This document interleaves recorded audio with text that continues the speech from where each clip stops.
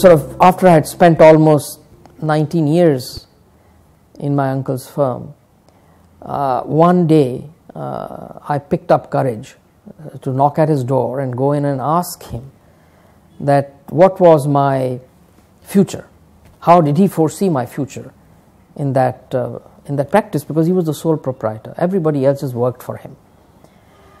So he says, well, you have a great future here. And what happened previous to that was that for the last many years prior, that's at least 6 to 7 years prior to this conversation, I had been sort of more or less, managing a lot of that practice for him, because he used to travel overseas a lot.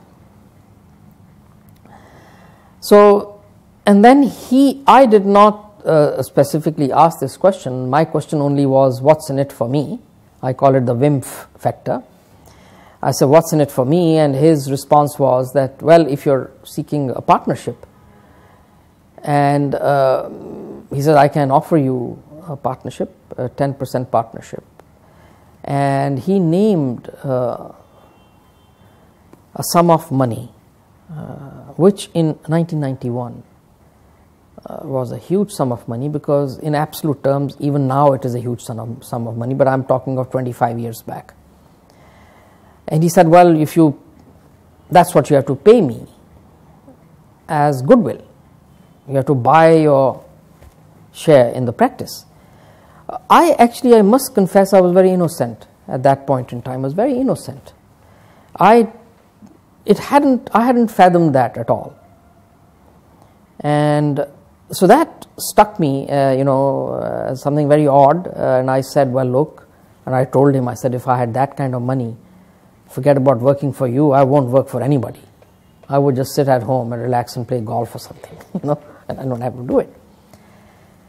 But as I got back into my own room, and over the next several months, I really thought about it. It rankled me a lot, and I kind of thought to myself that here is a place where I have given really almost the best years of my youth. And I questioned myself that had I added bad will to that organization, had I participated in building it to where it was, because it has become much larger by that point in time, and if I had really, have I added to the goodwill, or I've added bad will to the organization now that I'm required to pay my way through. So if we are talking about a profession, we are talking about a profession with high human capital input into it. This is all about professional services, it's about professional competence, it's about, if that is the case, then why should I be required to pay my way through now? And at this point in time, something very interesting had happened, as this is all contemporaneous events are the 1991 July. My conversations with my uncle is in April of 91. July 91, the economic liberalization program starts. And personally for me, it was a very crucial moment. It was I was at a cusp of something interesting, because I have two children. At that time, my son was 12 years old, and my daughter was just 5. And I thought to myself that if I have to build a future for myself, which is outside, because it never struck me until that point in time that there was actually a future outside that firm. I was so comfortable, and I was sort of deemed by most people to be as some kind of a natural heir to my uncle and that practice. So this came as a quite unpleasant surprise for me in that sense. I hadn't thought of these things. So then I said, well, in another few years' time, I'll have responsibilities which are going to be even greater. My son will probably be going into a college, and so on. I would be older, and so on and so forth. So, maybe I should just take a plunge on my own and see what I can make of my life, see how I can do things differently. So it was just at that point in time, and this was in October of 91, that I decided, I told my uncle that I would like to go off and I like to start on my own. He did not want to, interestingly, I thought that he may want to sort of say that, why are you leaving and so on. Quite interestingly, he didn't make a very hard effort to stop me. And I'm grateful for that. And because I think because of the family relationship, he probably also thought that I was going a bit too big for my boots. And he probably didn't have the heart or the courage to ask me to leave. So, so I think for him it came as a kind of a deliverance. And he said, oh, okay, off you go. So when I started the practice, I came with this entire baggage. That was the legacy that I came with, to saying, well, I saw people being completely proprietarial. They didn't really care what happens to people around them. They didn't have the desire or the ability of building an institution and truly building a collegial professional practice. So when I stepped away from there, it was clear I didn't have a big, huge, broad plan, I must confess. There was no big blueprint. But there was certainly a simple underlying concept which said, I am not going to do that. So again, I did not have an idea what I will actually do, but I knew what I did not want to do. And I said, if I'm going to get people around me, they are going to get treated differently. So that's how, when I started the firm, that was 91 November, and in 6 years' time, 6.5 years' time, we had grown to a 19-member law firm, 19 lawyers. There was some support staff, maybe total were about 30 at that time. And that's the point in time, in April, 1st April 1998, that I, to the shock and complete pleasant surprise, I won't say shock, but pleasant surprise of two of my senior most colleagues, I told them, I invited them into my room and I said, guys, you know what, I'm making you partners. So they said, do we have to pay anything? I said, no, you pay nothing. You just become partners, because you paid already by helping in building this organization. We built it together. I didn't do it on my own. I started it. But you guys have done fantastic work and you deserve it. And together we will go and build this firm further. So I admitted them in without their having to make any payment.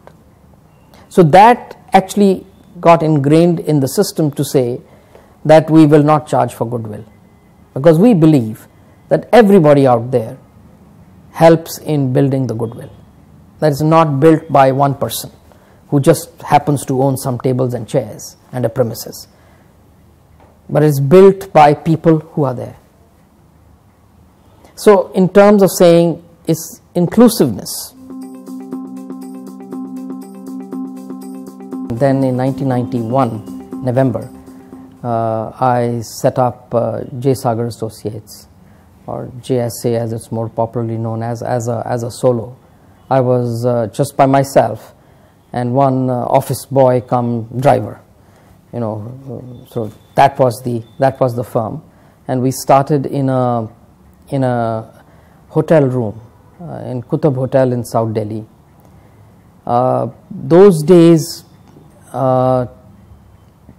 telephone connections used to be a big problem. There used to be long waiting lists for telephone connections, and mobile phones did not exist. So the only way that I could start somewhere and have access to a phone was to start in a hotel room. And Qutb Hotel those days used to give out its rooms for small professional or small office use. So I started the firm from a one room in Qutb Hotel, which was, still remember, the room number was 201, and I started there. And the first thing, of course, that we had to do was to redo that room a little bit. So I had to take the, it was a standard hotel room, so I had to take the beds out. I thought, people may think I'm in a wrong kind of a business if I have beds in my room. So I had borrowed furniture, and we had 13 books which were out of date editions, no files. I had one PC XT computer and a dot matrix Canon printer. So 2 hired tables and chairs I bought. I bought 4 sort of office chairs and 2 of those high back chairs. So that was the inventory to start with. And the hotel wanted a month's rent in advance, which I didn't have. So a very generous first client had given me an advance of 50,000 rupees.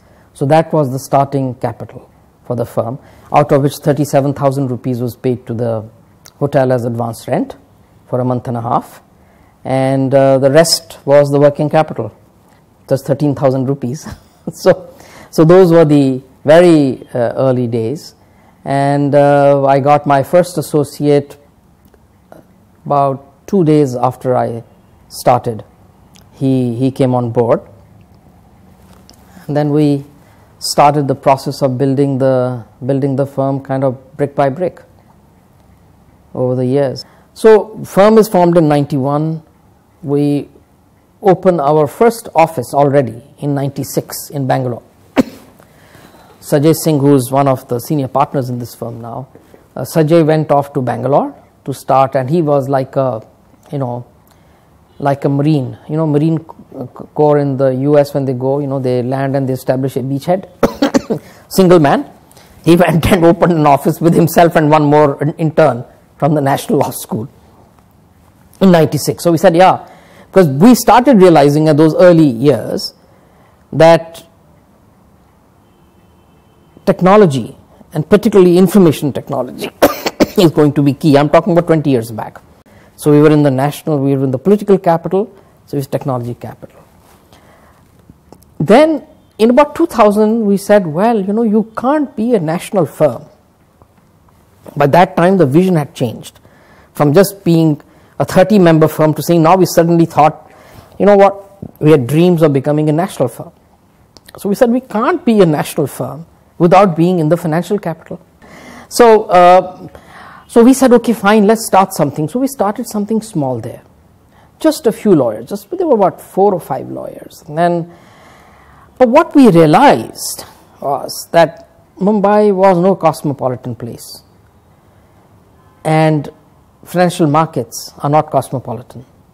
What we did was, which was no other law firm had actually done ever, in 2002, we did a survey of our clients. And this was done professionally. It was done by people from MARG, that organization which used to do, I think they still part of WPP group somewhere now.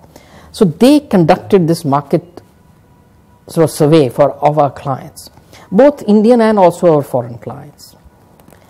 And one of the things which popped out in that was that we needed to have a stronger presence in Mumbai, and we needed to have a little bit more depth and width of our practice. We really didn't have people with the insider track of financial markets and then intermediaries and the investment banks and merchant banks. We're not known. We had absolutely no standing in the banking industry. We had no banks as our clients. So at that point in time, when this thing came out in summer of 2002, and we said, okay, what do? We can't wait organically to grow, because we may not just simply get those breaks into the financial services work. So let's look for someone who can bring those strengths onto the table for us. And that led us into this entire sort of search of trying to find people that we could actually work with. And now I'm not a partner of JSA. I stepped down as an equity partner in April of 2013. And when I stepped down, from having owned 100% of the firm in 98, when I stepped down, I had only a 6.7% interest left in the firm. The rest of that, the 93% by that time, had been ceded and given away, and the balance 6.7, when I stepped down, that got distributed amongst the rest of the partners, with disproportionately larger amount going to the younger members of the partnership, because I told my other senior partners to say, you guys are doing well enough already. I think those are the guys who need, more of this than you guys do, because all these young people who are sort of at a certain age in their lives where I had been at one point in time. So that is how we then started to say that few things that we will do is, one, that we will make sure that there are no vested interests. Two, that there are no goodwill buy-ins. We don't buy and sell shares in this firm. It's not for sale.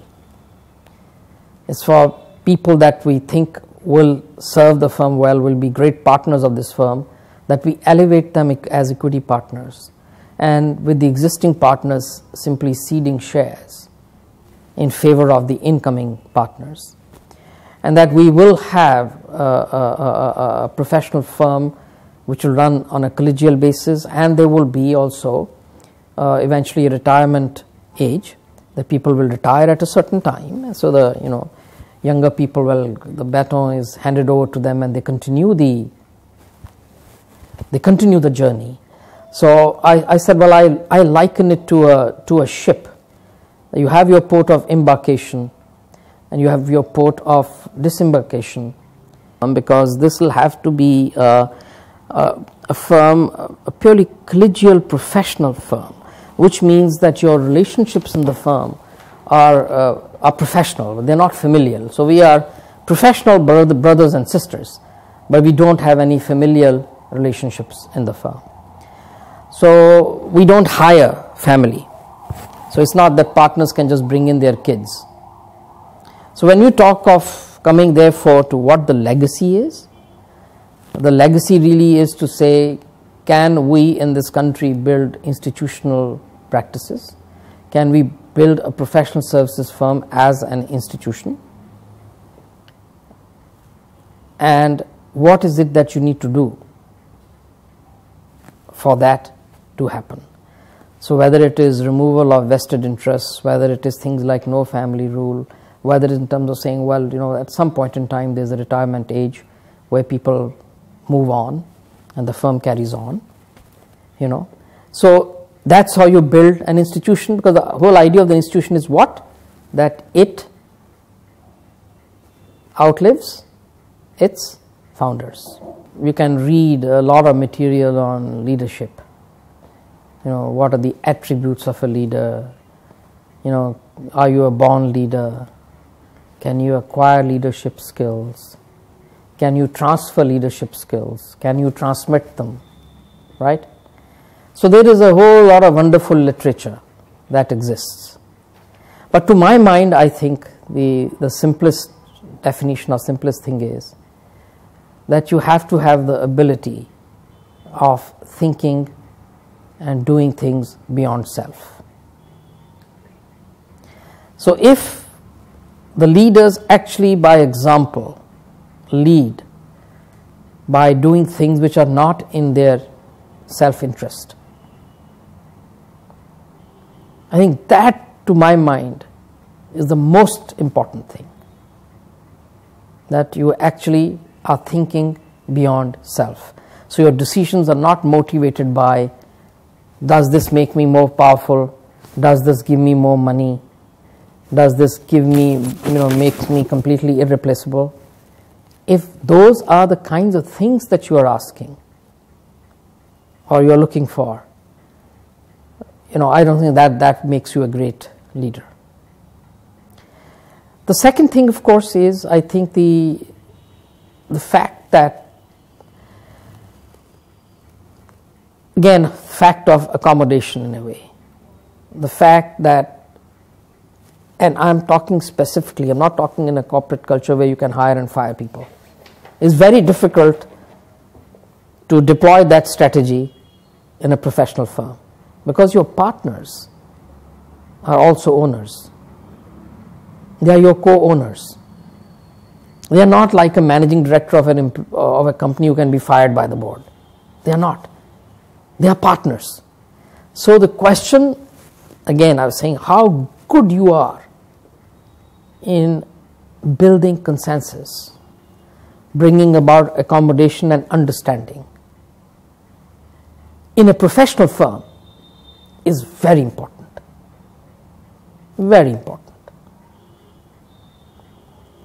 So I think in a way some differences, certainly in a professional firm, is the classic differences between being a manager and a leader. I think leadership is really very important in a professional setting because you're really trying to manage your co-owners. It can be sometimes a very difficult task. So I remember a senior managing partner of one of the very senior guys of one of the very large firms in the United States, and he said, well, you know, it's like trying to herd cats. You know, you can herd sheep, you can herd cows, try herding a bunch of cats. Everybody's going their own way. So to bring about changes, for example, you know, you will have typical the lawyers, you know, most argumentative people that you can run into. So you want to make a change on anything, you know, certainly you will get a bunch of emails. My system is working perfectly fine. Do we really have to do it? Can we do without this? You know, so it's because, you know, people are used to working in a certain way, and when you want to bring about change, it's always very, very difficult to handle. The one thing which I heard and has impressed me very deeply is which said sort of managers do things right and leaders do the right thing. So think of it, right? So the issue is that when you take a decision and you say, is it right? And there is, I mean, I've asked myself 2 or 3 simple questions, and I would say for myself, am I comfortable internally? Am I comfortable in doing this? And second is that what I am doing at that point in time, in my right judgment and in all honesty and with all the information that I have with me, is that going to be to the benefit of the organization or not? So those are the 2 things. And I think certainly the first part certainly involves things much beyond simple financial calculation of things, and I think it brings in your value system, it brings in your what you stand for. For example, as a firm, we typically would not work with a client or pursue a business where there could be kickbacks involved. So we do give up work from large sections of potential clientele. We don't even pursue those because we say that's not how we want to conduct our practice of law. We won't do it. On a professional basis, as I described to you, I would say that building the organization and over the years by giving away the equity that I did, I think I got much more in return in terms of the growth of the firm, in terms of pure financial returns, because eventually I was sharing profits in areas of practice that I could never have done on my own in any case. We could not have built the firm and brought in those kinds of profits and financial rewards, which I could not have been able to do on my own. So frankly, year upon year, the 22 years that I was partner of the firm, year upon year, I did better in absolute terms, without any exception, year upon year. And I believe that I would not have been able to achieve that had I just continued to be on my own, having a bunch of 6, 7, 8 people whom I controlled. And I may have proportionately, in terms of saying, I know I have 100% equity or 90% equity, but in absolute terms probably I wouldn't have even gotten that kind of financial reward that I eventually did, apart from the fact that you had the completely fantastic satisfaction of having done something just so different. So that is something that you cannot measure in money terms at all. I do more of general reading. I don't read too much in terms of heavy stuff. I read magazines, and my favorite magazine, I read The Economist. I read it always cover to cover, always. I do read of all papers now. I used to take all papers, but now I only generally look at 2 papers. I read the Indian Express and I read the Mint. These 2. And Indian Express, particularly the op-ed page, is one of the best. It's some of the best. So some of the people, like I like to read, and I read them without fail, is the column by Pratap Bhanu Mehta, for example. It's always amazing. I don't know if you've heard of, he's the president of the Center for Policy Research, CPR. You have to read his, that's where Jayashree's daughter is. You know that? She was, but now she's gone for her master's. So I read the op-ed page and I read the news. I do try and see the BBC News, at least once a day. And then I read all sorts of interesting things. Like right now I'm reading a very, very interesting book. It's by this guy called Robert Volke, who's he's now a professor emeritus of chemistry in University of Pennsylvania. And he writes in a very interesting style for a common lay person to understand some of the phenomena that we see. For example, why is ocean blue? So the book that I am reading currently is an interesting one. It says, What Einstein Told His Barber. So it is an explanation for day-to-day things that we see, and the scientific explanation for that. So he has a very interesting book on nutrition and what we eat. So what is sugar and what is saccharin, and that book is called What Einstein Told His Cook. So I read general interest books. And then of course I read about articles about law firm management, professional firms, human sort of nature, or all of those things. I have I subscribe to a few things, and there is one thing which is called Walk the Talk. It's a website. They also have books, and they publish some really good stuff. So I get Walk the Talk, comes every other day on the computer with some nice stories or some nice little thing, and so I will read that. Of all people, there are things like the website is called Divine Angel. It's run by these Brahmakumaris, and they have some very interesting messages which come from time to time, very thought-provoking. So like they had a very nice one which I shared with all my colleagues. It was something about Happy New Year.